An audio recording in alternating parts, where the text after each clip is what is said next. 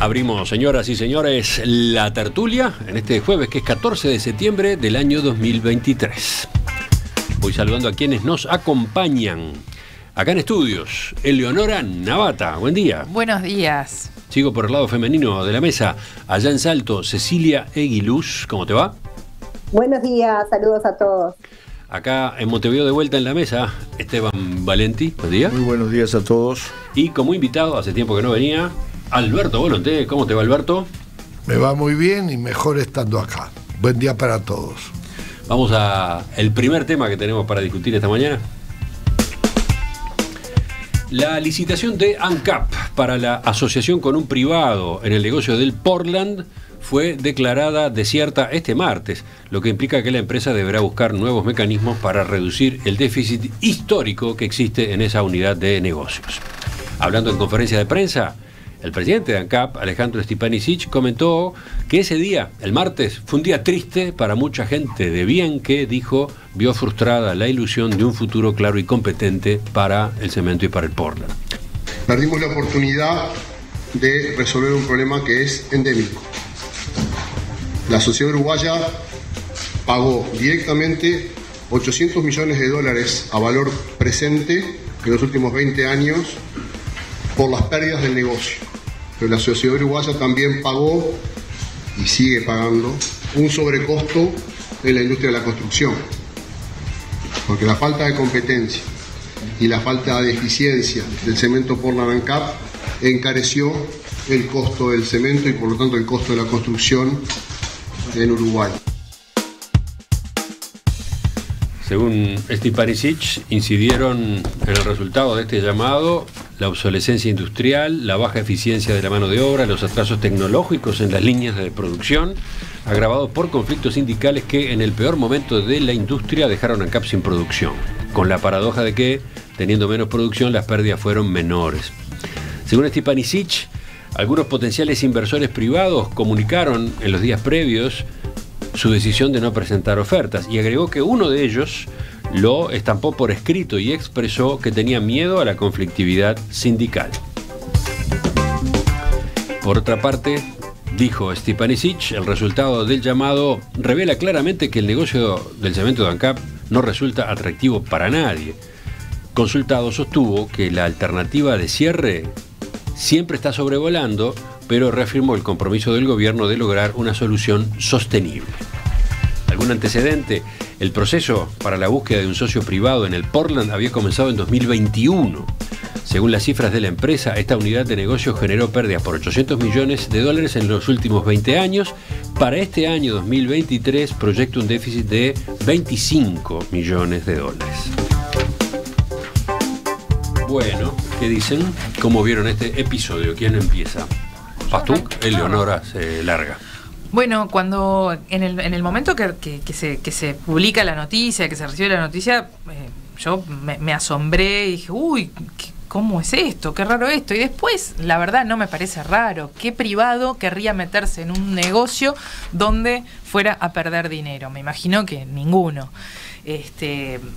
Todos los argumentos que se han manejado, por lo cual este negocio no sería atractivo para que un privado se meta, son compartibles, o sea, que es las instalaciones y las condiciones de producción de esta línea de ANCAP están casi obsoletas, que no los precios de mercado, que han aparecido nuevos actores en el mercado del cemento. Es real y entonces ANCAP ha perdido público con estos nuevos actores. Todas esas cosas hacen de que no sea atractivo invertir en algo y además también la sobreproducción que hay, porque no se vende todo lo que se produce. ¿Quién va a querer meterse? Parece bastante lógico no querer meterse en un negocio donde además se han perdido en los últimos 20 años $800 millones.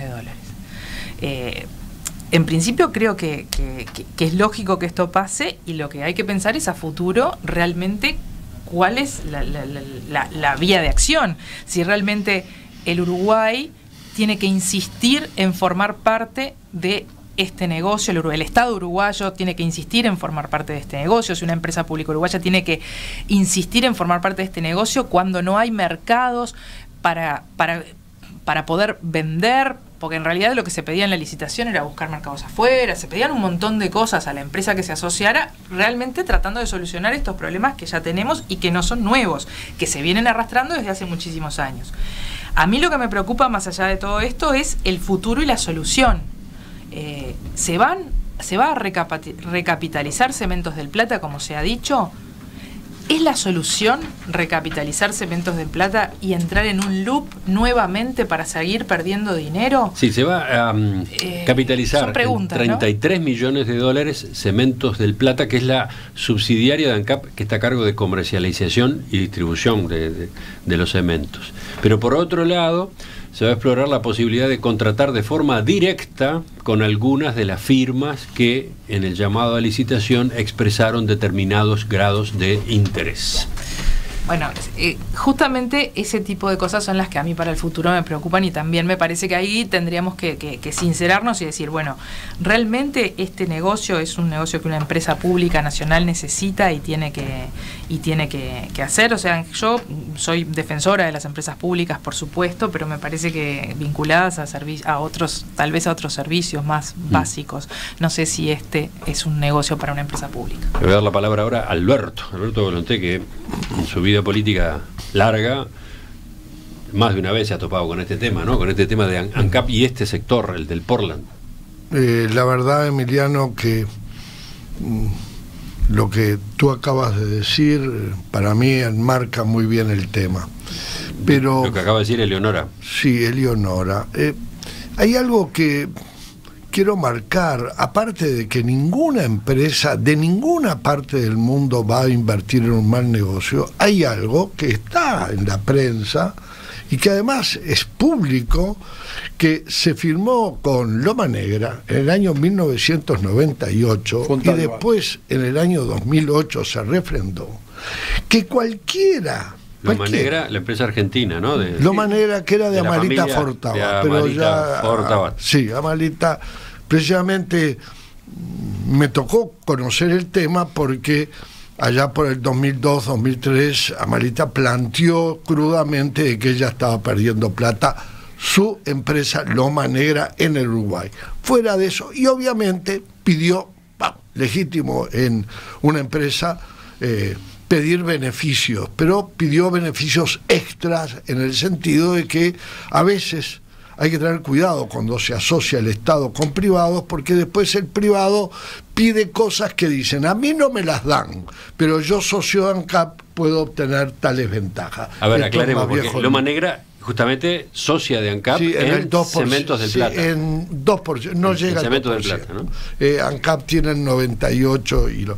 Pero el tema es que Loma Negra, que invirtió mucho hace muchos años, logró que el Uruguay, cuando llama por la vía que sea, por licitación, contratación directa, la que tú elijas, a asociarse con un inversor en el rubro Portland, siempre Loma Negra, hasta el 2028, tiene la posibilidad de ver lo que ofrece el otro, estudiar la oferta del otro, conocer las potencialidades del otro y después, si quiere, iguala la oferta.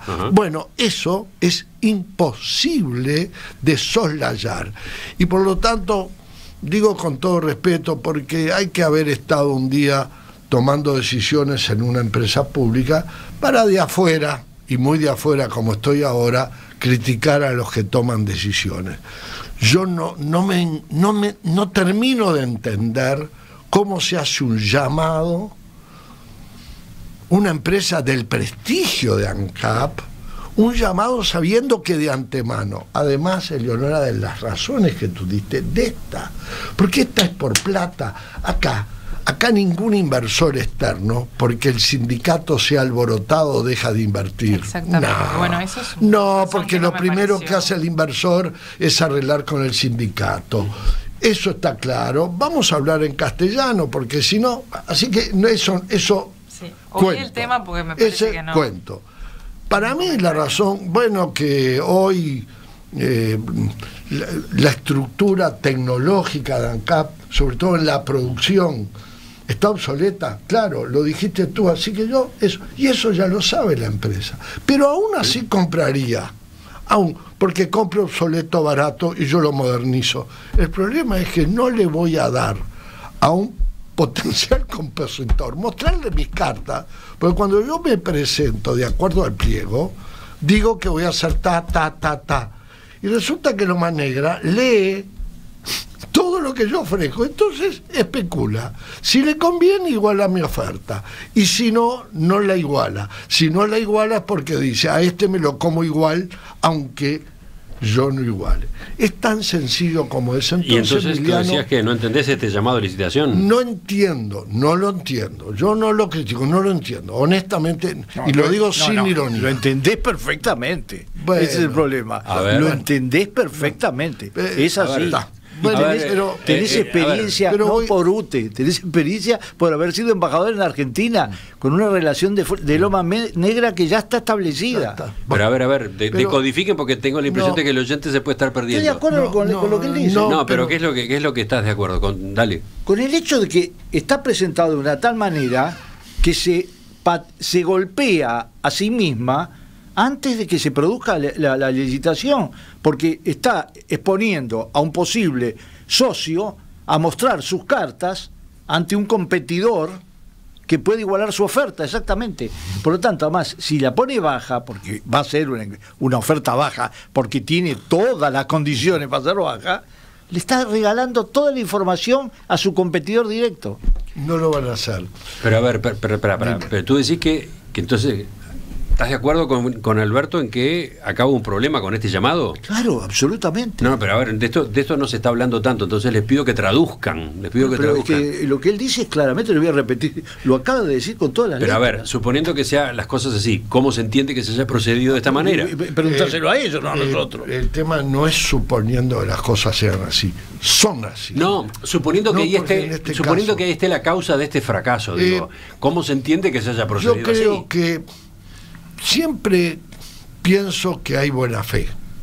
Creo que el directorio de ANCAP, el presidente, consideró un poco ingenuamente que Loma Negra, que no anda bien en sí, no iba a hacer uso de la cláusula. Está en la Argentina. No iba a hacer uso de la cláusula, porque obviamente Loma Negra es libre de mejorar la oferta, pero puede no hacerlo, no tiene obligación. Entonces subestimó a Loma Negra, no se la tuvo en cuenta. Pero además, dejando de lado si Loma Negra mejoraría o no la oferta, que como dice hoy, estamos en coincidencia total. Tenemos coincidencias básicas. Porque los hechos son tan abrumadores. Porque ¿qué es lo que sucede? Acá dice un oyente desde la audiencia, Loma Negra es el socio del silencio. Claro. ¿Se acuerdan de aquella película? El socio en silencio. O el socio en silencio. Sí, es un socio en silencio, pero potencialmente con capacidad para hablar, porque dentro del mercado uruguayo Loma Negra podría intervenir mucho más activamente, dado que tiene las condiciones para hacerlo. Lo que, en definitiva, yo creo que hay que mirar el futuro. Pero ahora vamos a escuchar a Cecilia con sus primeros comentarios y después vamos al futuro. Cecilia. Yo también quiero hablar de otro aspecto. Bueno, yo te estaba dando la palabra hace un rato y... no, pero yo me quedé con el comentario de lo que decía Alberto, que estoy totalmente de acuerdo. Bueno, Cecilia primero y después Esteban. Bien, yo voy a coincidir también con lo que estaban planteando en cuanto a el momento y lo fallido, digamos, de la licitación. Puede haber sido una falta de pericia, o sea, una impericia del directorio, puede ser. No sabemos nosotros el fundamento. Pero en definitiva, también, y agrego este elemento a la discusión, porque me parece que estamos todos analizando o viendo la cuestión con los mismos lentes, que luego de que una licitación queda desierta, lo que sucede es que se pueden hacer compras directas, ¿no? Entonces esto cambia también toda la negociación posterior, o sea, se pasó a otro escenario, y creo que eso abona esta discusión que estamos teniendo donde en definitiva o pudo haber habido una impericia en largar esto sin tener oferentes que hicieran su plan de negocio, que lo presentaran. Yo creo lo mismo que Alberto decía y que Esteban decía, que no es un tema de pericia, es un tema de saber cómo funcionan los oferentes, justamente, que son los que ponen la plata. Y lo otro es que queda una vía abierta ahora que es diferente, ¿no? Porque no es lo mismo una licitación que un ofrecimiento directo. Pero a ver, ¿qué está sugiriendo? ¿Que se buscó eso? No, por eso yo estoy diciendo que puede ser una impericia, ¿no? O sea, que pudo haber sido así. Yo no, al contrario, no estoy poniendo intenciones para nada. Lo que digo es que el efecto, porque, o sea, eso ya pasó, ya fue. Se llamó una licitación, la licitación quedó desierta. Ahora ya viene otra etapa. ¿Cuál es la otra etapa? ¿Realmente no ha interesado? Yo creo que sí, que en definitiva hay. Que lo que pasa es que lo que nadie quiere es mostrar las cartas cuando va a jugar. Entonces ahora, en realidad, se juega de otra manera. Se juega con ofrecimientos directos. Es la vía que quedó abierta, lo que digo. Formalmente quedó esa vía abierta. Así por lo menos lo entiendo yo. Ahora sí, Esteban. Bueno, yo creo que en todos estos temas así tan complejos técnicamente y políticamente hay que partir de los hechos. Y tener en cuenta todos los hechos. Primero, ANCAP pierde plata y hay empresas privadas instaladas en el Uruguay que ganan plata con el Portland. No lo puede discutir nadie. Por lo tanto, no estamos hablando de exportar, un fruto exótico. Estamos hablando de algo que produce empresas y se instala. Han crecido el número de empresas. Por lo tanto, no hay que ser un genio para saber que ANCAP maneja mal el tema del Portland. Sí, con la paradoja esa de que al ser ineficiente ANCAP le pone un precio alto al Portland, del que se benefician, entre comillas, después las competidoras. Y ganan, ¿no? Y ganan. Todas las empresas que están acá, por una razón muy simple, si no, no estarían. Es muy simple. Nadie va a instalarse por razones ideológicas. O sea, y ANCAP en este momento tiene el 33% del mercado, cuando antes tenía, o sea, ha ido bajando hasta llegar a ese número, cuando antes tenía una porción del mercado muchísimo mayor, y las perspectivas son que siga bajando esa porción del mercado. Exactamente. Porque además no ha bajado el precio del cemento Portland. No bajó y no va a bajar. Yo también voy a explicar mi visión de eso. Segundo, el Uruguay, si hay algo que no tiene, es materias primas. No tiene. Pero tiene las materias primas en abundancia para producir Portland, que va en el negocio. ANCAP tiene yacimientos para producir medio siglo. ¿Tá? Entonces, estás comprando un negocio con perspectiva. Porque si tuvieras que importar, bueno, ahí está el tema del precio del dólar, etcétera. Segundo aspecto. Tercero, Uruguay es un país, basta darse vuelta por la ciudad. Yo todavía no me expliqué cómo es, ¿no? Pero necesita y usa mucho Portland. Mucho Portland. Yo ayer vi al lado ahí en el Boulevard Artigas, donde estaba la embajada de Israel y el sindicato médico, 60 metros volteados pasó el edificio. El edificio que terminaron donde está la Esmeralda. Hay edificios construidos por todos lados. ¿Cómo hacemos para tener villas, no crecer la población y tener ese nivel de obras en Montevideo? Bueno, no sé, algún día me lo explicarán. Pero hay consumo. Pero además hay necesidad de consumo en obra pública. Y ahí voy a un detalle. Tanto la mano de obra, y digo las dos cosas, como los insumos, en materia de construcción, lo pagamos nosotros. Señores, las empresas les importa un pito el precio, el valor del salario o el valor del cemento, lo pagamos nosotros, lo pagan los usuarios. ¿Con qué competís? Si son acá dentro del Uruguay que comprar los apartamentos o construir las vías o construir los puentes o construir las carreteras. ¿Está claro? Entonces, tenés un mercado que es interesante. Entonces, que tenemos retraso en materia tecnológica, no tengo la menor duda. Es más, estoy de acuerdo con lo que dijo Orsi, que dijo, nosotros también nos quedamos dormidos en la innovación tecnológica de ANCAP en materia de cemento. Estaba aludiendo a los gobiernos del Frente Amplio. Exactamente. Ahora, ¿qué pasa? Voy al otro lado. Lo que el sindicato no puede reclamar es que lo que todos los uruguayos hagamos es aceptar supinamente que lo que tiene que seguir es lo que está hasta ahora: perder plata, financiar con nuestros impuestos y con nuestra benzina. Hay que encontrar una solución.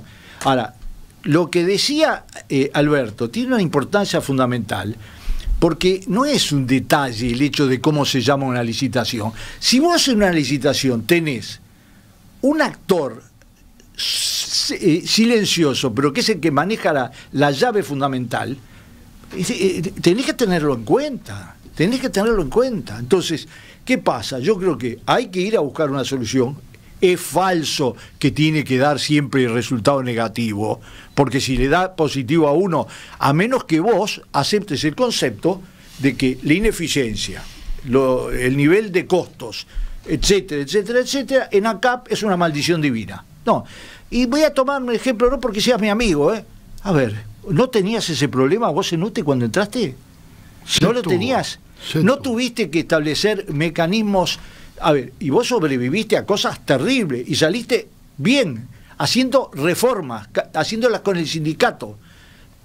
En el caso de ANCAP, ¿qué esperan? ¿Que gane el Frente Amplio para seguir con esta situación? No, esta situación es insostenible.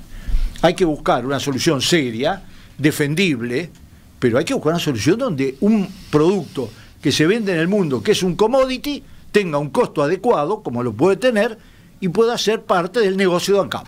Alberto, ya que Esteban te estaba mirando.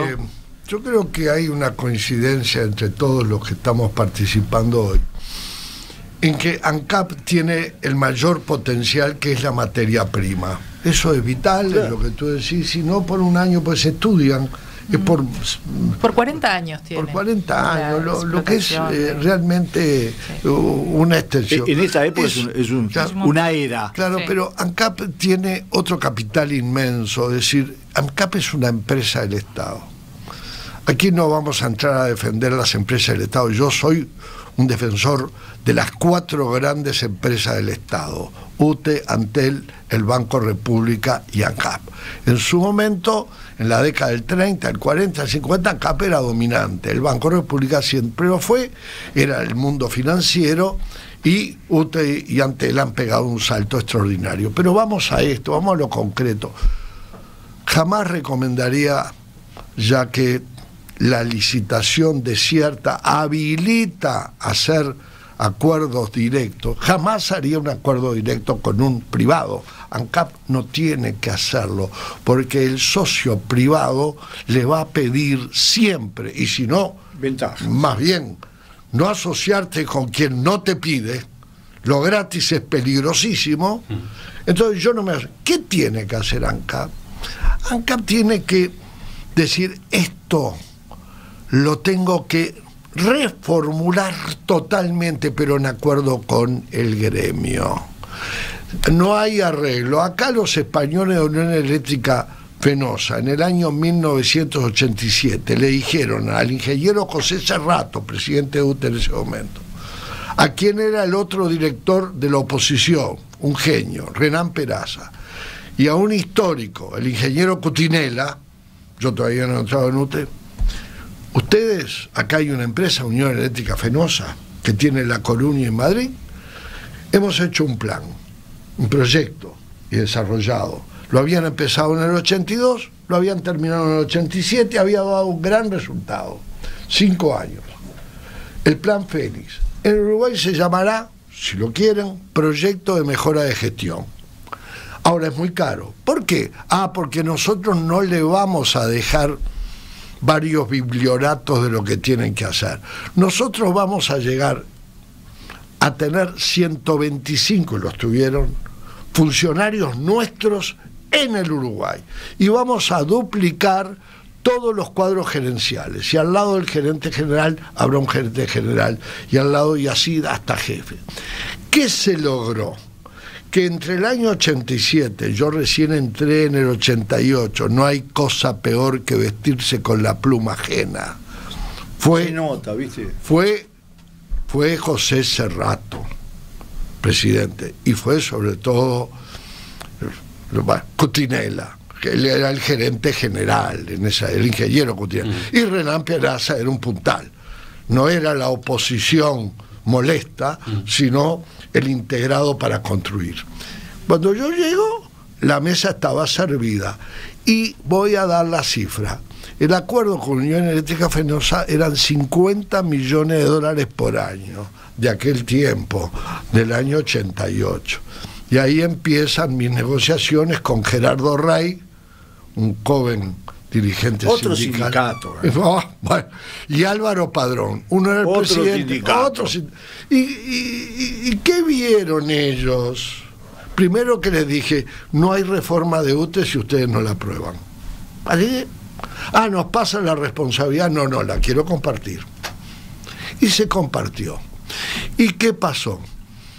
Entre el 1988 y 1992, 4 años, se invirtieron 200 millones de aquella época. Baratísimo fue. Baratísimo. Nos regalaron los españoles, nos regalaron la inteligencia. ¿Sabes cuál fue el resultado? Y termino. Que a partir del 92, ¿sabés lo que hacía Unión Eléctrica Fenosa? Nos sacaba a los funcionarios porque ganaban licitaciones en República Checa, ¿de acuerdo? Y se llevaban a los uruguayos. Ganaban en la provincia de San Luis, llevaban a los uruguayos. Ganaban en Venezuela, llevaban a los uruguayos. ¿Por qué? Porque decían, lo importante es costumizar. Me acuerdo que yo dije, ¿qué quiere decir costumizar? Me lo explicaron y dijeron, la capacidad uruguaya para costumizar es increíble. De última, capital mucho más importante que la materia prima que tiene acá. Tiene la capacidad de sus funcionarios, conocen el negocio, están habituados. Formar personal, una empresa que funciona de 1930, es un capital, hay que aprovecharlo. Tú decís entonces que lo que hay que hacer es reestructurar este negocio de ANCAP, sí, en acuerdo con el sindicato. Si no, no se puede. Estás recordando el antecedente de UTE porque se hizo de esa forma y fue exitoso. Aquella transformación fue exitosa. Lo anoto, lo repito, entre comillas, porque ayer cuando entrevistábamos a uno de los integrantes del directorio de ANCAP, Richard Charamelo, justamente le preguntábamos eso a partir de una inquietud que había llegado desde la audiencia. Esto no puede seguir así, no tiene sentido seguir perdiendo. Hay que hacer un cambio y tiene que hacerse con el mayor consenso posible. La respuesta era que no, que ya la relación con el sindicato estaba suficientemente deteriorada, se habían pasado límites y no se lo veía factible. Esa fue la respuesta que en ese momento dio este director del oficialismo en la entrevista. Creo que más o menos es el espíritu de otros integrantes del directorio también, ¿no? Y de algunos sindicalistas. Y del lado sindical la mano está muy dura también, obviamente. Y de algunos sindicalistas. Muy cerrada, muy cerrada. Pero no se hubiera hecho el cambio de UTE y después terminar el cambio de la matriz energética si no hubiera participado el sindicato. Imposible. Bueno. Pero además, perdón, un último comentario. Unión Eléctrica Fenosa, que sí es una empresa de pique, dijo, oye, si no te pones de acuerdo con el sindicato, tú no logras esto, ¿eh? Así que ya ellos, en una experiencia española europea, o sea, porque es así. Y yo creo, el otro día me dijeron, qué barbaridad el PCNT con el tema de la reforma jubilatoria, no quiero irme del tema. Digo, no se preocupen. El Uruguay tiene un potencial muy grande en su organización sindical. Es honesta, fuerte y unida. Yo estoy en discrepancia radical en estas últimas decisiones, pero no tengo duda que gobierne quien gobierna a partir del 1 de marzo del 25, va a haber diálogo y va a haber acuerdo. Y si eso saltara por actitudes extremas de las dos partes, este país ahí sí que entra en crisis. A ver, vamos a ir completando. Quisiera Eleonora tiene varios apuntes ahí. Sí. No, creo que ya se ha dicho bastantes cosas y con la mayoría coincido. Capaz que entiendo como que hay momentos donde uno tiene que hacer revisiones más a fondo sobre si debe quedarse o no en determinados lugares, y ya lo dije, pero en el caso de decidir quedarse en los lugares, también hay que plantearse la cuestión de las formas de producción y qué tipo de producción va a tener que tener el Uruguay, y el Estado uruguayo qué ejemplo tiene que dar. No tendríamos que, si vamos a hacer la inversión, si vamos a recapitalizar, si vamos a salvar esto y a tratar de seguir en este negocio, pensar en las consecuencias ambientales, cómo estamos produciendo, no solamente la productividad, sino hacia dónde vamos. qué tipo de consecuencias puede tener para el desarrollo ambiental y para el futuro que entiendo se va a empezar a pensar o se va a poner más sobre la mesa todo el tema del medio ambiente a la hora de la producción. Lo digo porque me parece que debe estar sobre la mesa, porque si planteamos una nueva inversión y planteamos el resurgir de este negocio para una empresa como ANCAP, bueno, hagámoslo en serio. ¿Cecilia o de Esteban? No. Bueno, yo... A ver, Cecilia primero. No, lo mío es breve. Quería hacer algunos aportes más a esta discusión, ¿no? Primero que nada, comparto que tiene que trabajarse fuertemente en una reestructura, pero además me parece que hay que tirarle un poco las orejas a los directores, porque uno no puede hablar de que esto sea un tema emocional. Esto no es emocional, esto es un tema económico de una empresa del Estado. Por lo tanto, yo lamentablemente debo decir que las emociones hay que dejarlas para otro tipo de intervenciones, pero no estas. Por lo tanto, creo que hay que trabajar fuertemente ahí. También un tirón de orejas al sindicato, porque sí, bien, creo que no existe la imposibilidad de invertir cuando hay una resistencia tan grande, sí existe una molestia. Y estamos hablando de que el nivel de intransigencia que yo he escuchado en las últimas declaraciones me da la sensación de que están todos en las cuchillas.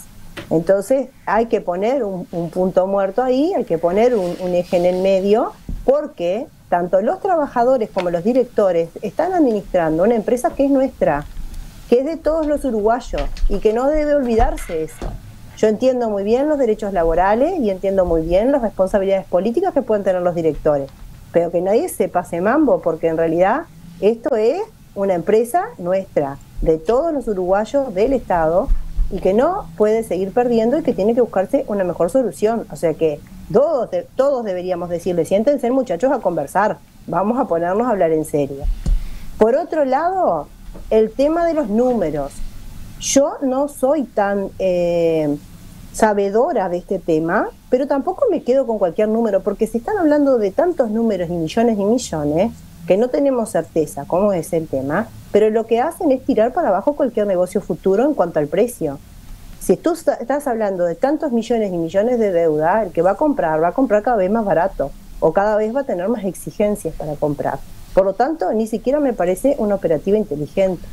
Y más cuando en definitiva el tema de los precios, como vimos hace poco con lo que pasó, ¿no? con la estación de Punta del Este, ¿no? Fíjate que se remató una estación en $2,5 millones, después se le saca una reserva patrimonial y parece que el terreno valía $10 millones.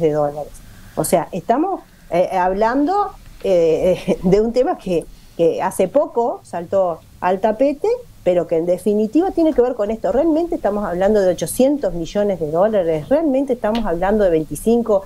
El otro elemento, ¿realmente estamos hablando de que tenemos que hacer una solución porque tenemos miedo a un juicio? Yo de vuelta no me parece serio. Por lo tanto, agrego estos elementos, me quedé media para atrás en la discusión, pero no me parecen menores. Cuando decís que se plantea que hay que lograr una solución por medio de un juicio, ¿a qué estás aludiendo ahí? Porque fue lo que se dijo, ¿no? Que podían haber juicios entre medio y que podían haber reclamos por el tema de los temas sindicales y los temas de los trabajadores.